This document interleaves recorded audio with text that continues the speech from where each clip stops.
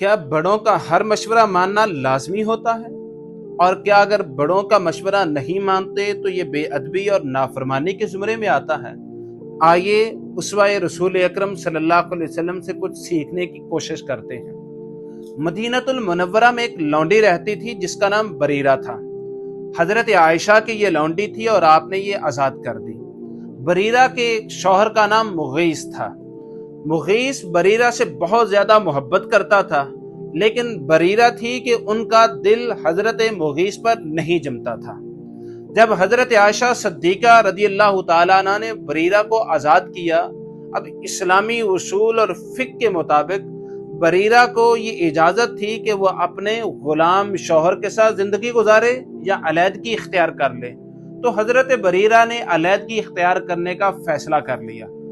اب حضرت مغیث تھے کہ حضرت بریرہ کی محبت میں مارا مارا پھرتے، کہیں روتے، کہیں آنسو بہاتے اور کہیں جنجلاہٹ کا شکار رہتے۔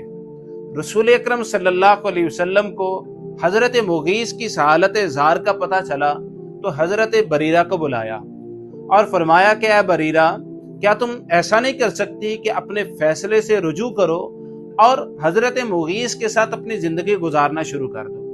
حضرت بریرہ نے نہایت ادب سے سوال کیا، یا رسول اللہ صلی اللہ علیہ وسلم، کیا آپ مجھے رجوع کرنے کا حکم دے رہے ہیں؟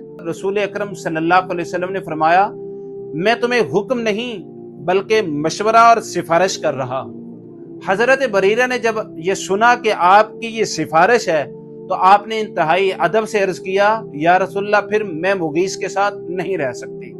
آپ ذرا اندازہ کیجئے، سفارش کرنے والے، مشورہ دینے والے رسول خدا صلی اللہ علیہ وسلم، اور سامنے ایک آزاد کردہ لونڈی ہیں، لیکن وہ مشورہ نہیں مانتی بلکہ اپنی مرضی کا فیصلہ کرتی ہیں۔ اس پر رسالت مآب صلی اللہ علیہ وسلم نہ ناراض ہوتے ہیں، نہ غصے ہوتے ہیں، نہ جھڑکتے ہیں، بلکہ حضرت بریرہ کے فیصلے کے احترام میں خاموش ہو جاتے ہیں۔ کیا ہماری روش بھی اپنے بچوں کے بارے میں ایسی ہی ہے؟ کیا ہمارے گھر میں کوئی بچہ یا بیٹی اپنے والدین کی رائے سے اختلاف کر لے تو ہمارا رویہ بھی ایسا ہی ہوتا ہے؟ کیا کوئی عورت اپنے شوہر سے اختلاف رائے کر لے تو اس کا رویہ بھی ایسا ہی ہوتا ہے؟